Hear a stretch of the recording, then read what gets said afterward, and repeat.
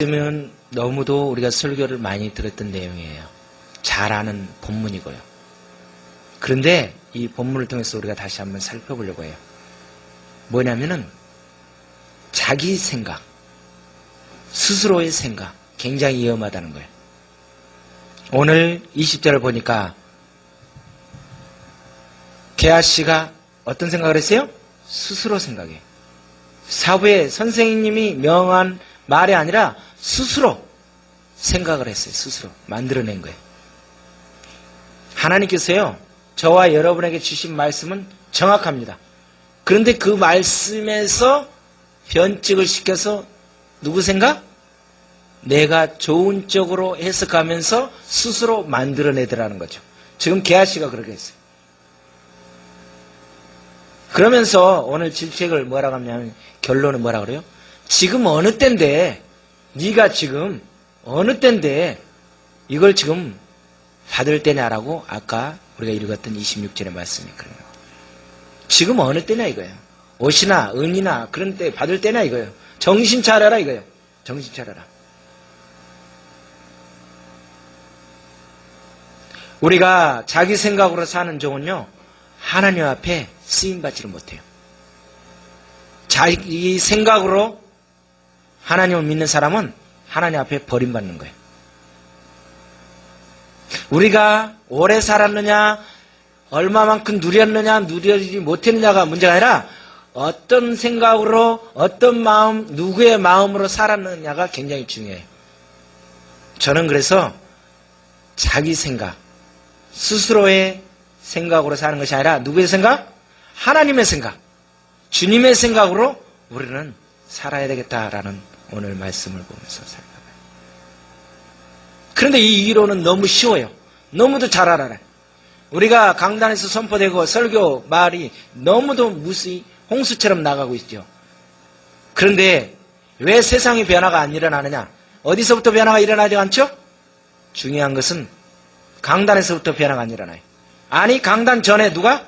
우리 선포자들이 먼저, 사역자들이 먼저 변화가 일어나지 않더라는 거죠. 두려운 마음으로 하나님 앞에서 스스로의 생각이 아니라 하나님의 생각을 그대로 전해주기만 한다 그러면 문제가 없고 잡음이 없을 텐데 거기에 뭐가 이끼가 끼더라는 거죠.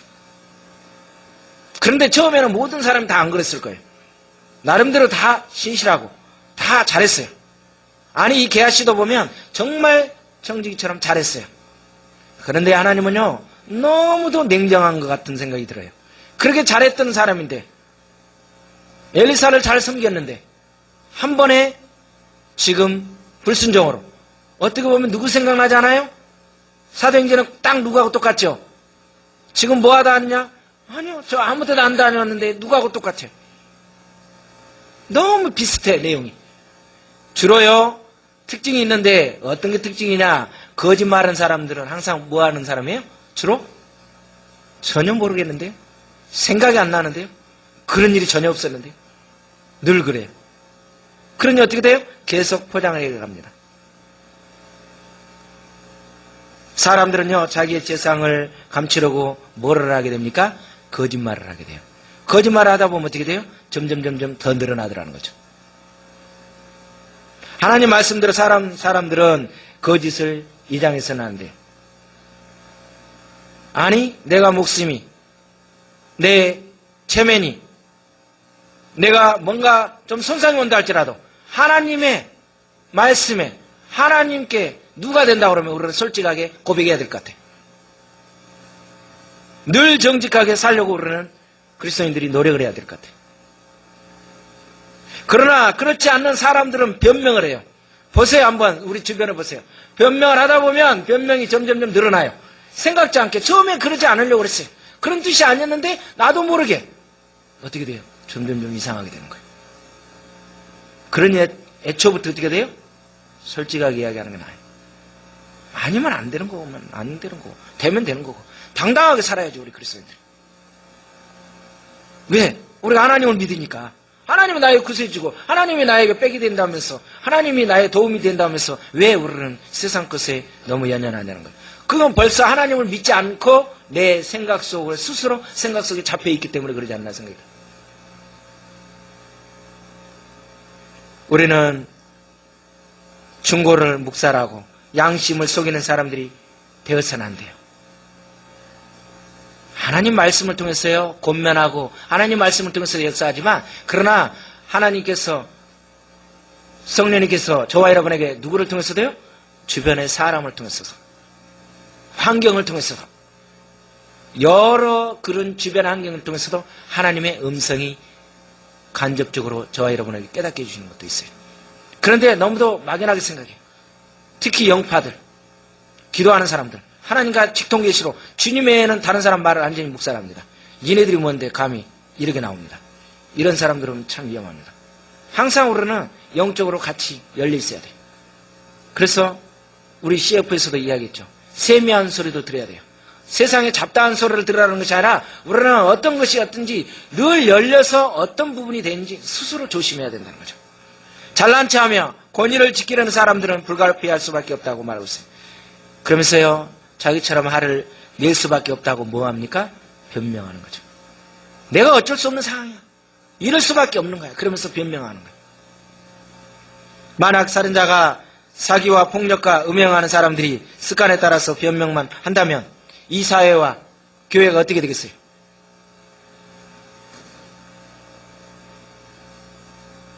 믿는 사람들이 죄라고 생각한다면 철저히 회개 기도를 해야 할 것이랍니다. 믿는 사람부터 우리 신앙인이 먼저 그게 아주 사소한 그 미세한 거라도 그거를 철저하게 아파하고 그거를 엄밀하게 느껴진다 그러면 어떻게 되겠어요? 완전하지는 못하지만 우리가 깨닫는데 바로바로 돌아오지 않겠느냐 생각이 들죠. 그러나 너무 멀리 왔나요? 찬양처럼 자칫 잘못하면 우리는 너무 멀리 가버리는 거예요.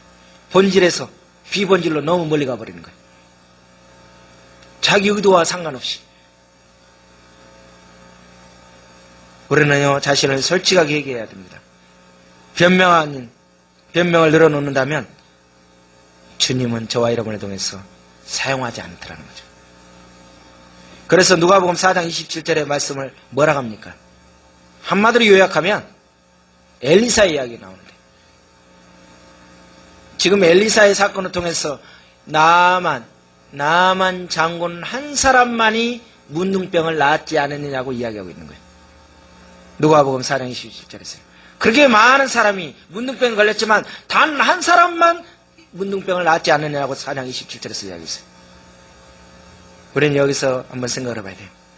차별하지 않는 은혜를 베풀어 주시는데 하나님께서 혹 나 같은 것이, 혹 제가 저는 너무 부족했어요. 저는 안 돼요. 하지만 하나님께서 누구를 통해서? 지금 이 시간에 저와 여러분을 통해서 그 한 사람이 주시는 은혜가 혹시 나한테 주지 않겠느냐는 거죠. 지금 누가? 나만이 문둥병이 나았던 것처럼 여러분도 그 안에 속해야 되지 않겠어요? 수많은 사람들이 지나가고 수많은 예배를 드리고 많은 체험을 하는데 그 속에서 자기는 못 느끼는 거예요. 하나님의 은혜는 어느 때에 임할지 알아요? 몰라요? 모르죠. 모르기 때문에 우리는 어떻게 돼요? 늘 마음을 준비를 해야 돼요. 주님의 임재가 언제 할지. 10명의 문둥병자 중에 이스라엘 백성 중 9명이 있었는데 이방인이 1명이 있었다고 그랬어요. 이방인이 1명. 이방인 그 1명이 1명만 누구한테 영광을 돌렸어요? 하나님께 영광을 돌렸다고 그랬어요. 숫자가 많아서 하나님 앞에 영광 돌린 게 아니더라고요. 돈이 많아서 헌물하고 헌신하는 것이 아니더라고요. 아니, 건강해서만 하나님 앞에 헌신하는 것이 아니더라고요.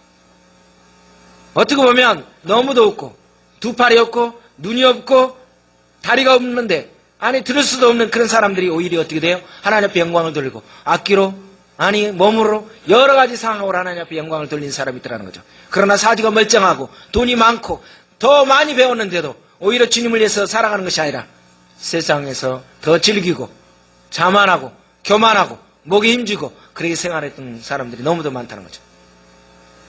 사람이 하나님을 거슬려 올라갈 수 없듯이 언제나 겸손하게 우리는 살아가는 삶을 살아가야 돼요.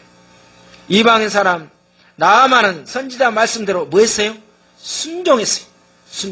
순종해서 어디를 들어갔어요? 요단강에를 들어갔어요. 요단강. 처음에 들어갔어요? 안 들어갔어요. 감히 왕이 와서 기름을 하고 기도해주고 축복기도도 될 줄 알았더니 왕은 코빼기도 안 베고 누가? 선지라는 사람 한 사람이 저 강에 들어갔다 나오라는 거예요. 얼마나 기분 나쁘겠어요. 한번 싸우자는 거냐? 그러면서 굉장히 기분 나쁘게 생각했어요. 그래서 보따리 싸가지고 가려고 했죠. 그때 누가요? 한 계집종이 이야기합니다. 아, 무슨 이야기합니까? 한번 참고 한번 들어가 보시죠. 한 번, 두 번, 세 번, 몸에 변화가 일어나요? 안 일어나요? 안 일어나요. 아, 이거 속은 거 아니야? 사기당한 거 아니야? 그런데 어떻게 돼요? 7번째 딱 들어갈 때 몸이 깨끗해졌다는 거죠. 하나님은 어떤 것을 보고 계세요? 하나님 역사는요, 한 번에 이루어지지 않아요. 물론 치유사역이나 여러 가지 있는데 한 번에 단번에 되는 것이고 바로 이루어지면 되는데 우리 인간을 너무 잘 아시기 때문에 하나님 어떻게 돼요? 우리를 달아보시더라는 거죠. 훈련시키더라는 거죠. 하나님은요, 우리가 될 수 있는 거, 그 그릇이 될 때까지, 그 다루어질 때, 다듬어지기까지 하나님께서는 저와 여러분 어떻게 돼요? 훈련시키더라는 거죠. 한 번에 들어가서 나만이 나왔으면 어떻게 돼요? 전혀 하나님의 그 영광, 하나님 앞에 영광 돌리지 않았습니다. 그러나 두 번, 세 번, 그거는 뭐예요? 나 자아를 완전히 포기하는 거예요. 내 생각을 완전히, 내 경험, 전통적인 생각을 완전히 내려놓았기 때문에 아, 나는 도저히 할 수가 없구나. 나는 무능해. 가장 비참하게 얼마나 눈물을 흘리겠어요. 내가 최고의 사람이었는데, 이렇게 군사였는데, 군대 장관이었는데, 내 이게 뭐야? 물도 좋지도 않은, 또 타국에 가가지고, 물에서 말이야. 이러면서 얼마나 별 생각 다 있지 않겠어요? 그런데 하나님께서요, 저와 여러분을 요구할 때, 우리가 이성적으로 납득할 수 있는 부분들이 요구합니까? 전혀 이해할 수 없는 부분들을 하나님께서 요구할 때가 많아요. 성경에 보세요. 아브라함도 그렇고 모든 수많은 사람들을 보면 자기가 이해할 수 없는 부분들을 하나님께서 요구할 때가 있더라는 거죠. 우리가 이성적으로 너무 합리적이고 그 부분이 탁탁탁 떨어지게 답이 떨어지는 부분으로 믿으려고 그러면 우리는 신앙생활을 할 수가 없어요.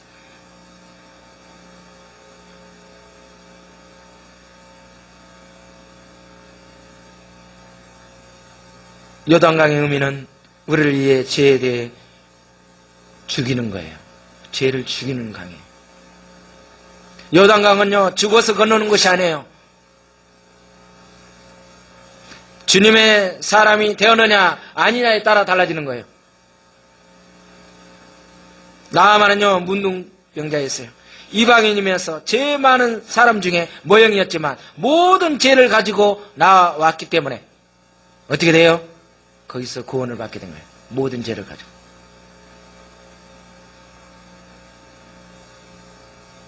요단강이 주는 교훈이 뭡니까?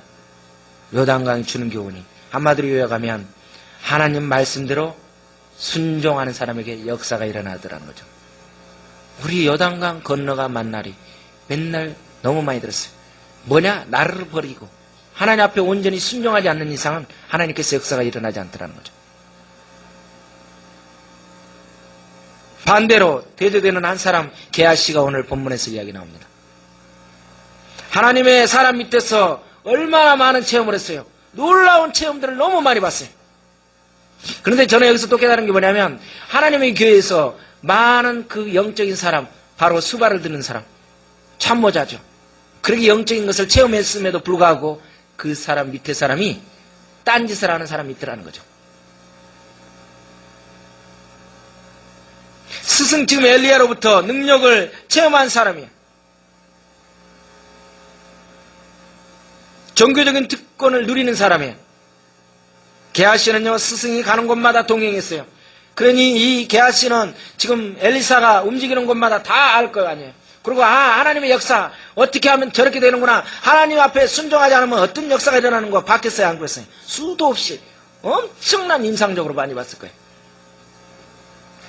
그런데 지금 무엇 때문에요? 물질에 넘어가고 말았어요. 순간인 것 같아요, 순간. 게하시도 그렇게 하고 싶지 않았을 거예요. 순간에. 그게 이 정도까지 될 줄은 몰랐겠죠. 이게요, 죄를 짓고 범죄하는 사람들 말 들어보세요. 물론 여러 가지 계획 속에서 이루어지는 사람도 있지만 우발적으로 생각지 않게 이루어지는 사람들도 있어요. 올해는 이미 하나님의 자녀가 된 것을 믿으시기 바랍니다. 하나님이 주신 것을 빼앗기며 살아가야 되겠습니까? 하나님께서 저와 여러분에게 주신 그 무궁무진한 거, 엄청난 걸 주셨는데도 불구하고 우리는 빼앗기면 안 되잖아요. 게하시가요, 나중 된 이유가 뭐냐면 금과 음 때문이에요. 그놈의 금 때문에, 은 때문에 망한 거예요. 옷 때문에 망한 거예요. 지금은 어느 때냐 이거예요. 옷이나 은이나 금이나 받을 때냐 이거예요.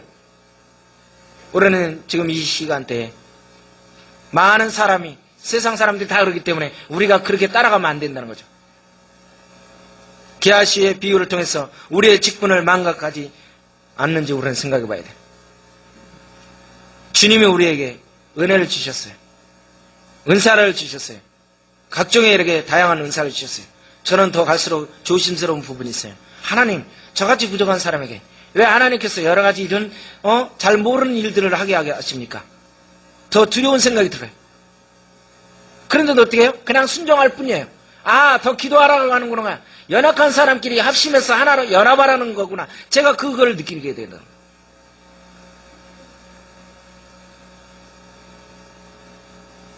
세상의 권력과 재력이요 복이 아닙니다. 예수를 보고 천국을 받아 누리는 것이 복입니다. 하다 할 것 없는 그놈의 옷 때문에 신앙의 지조를 팔아먹어서는 안 돼.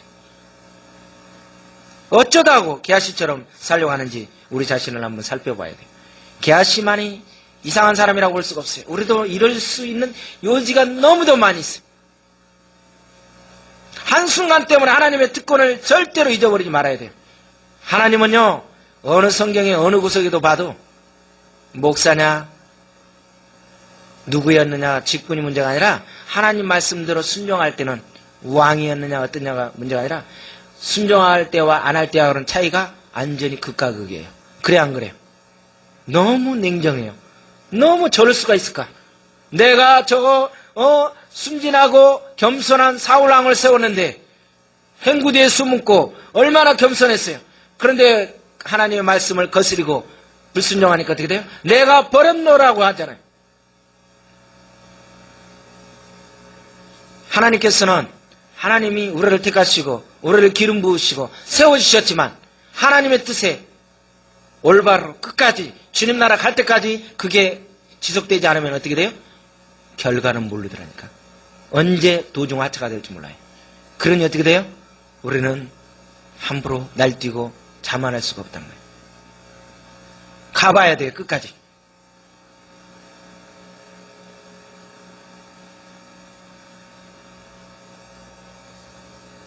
게하시는요, 종으로서의 삶을 살지 못했어요. 그 사명을 하지 못했어요. 상전의 유익이 되지 못했어요.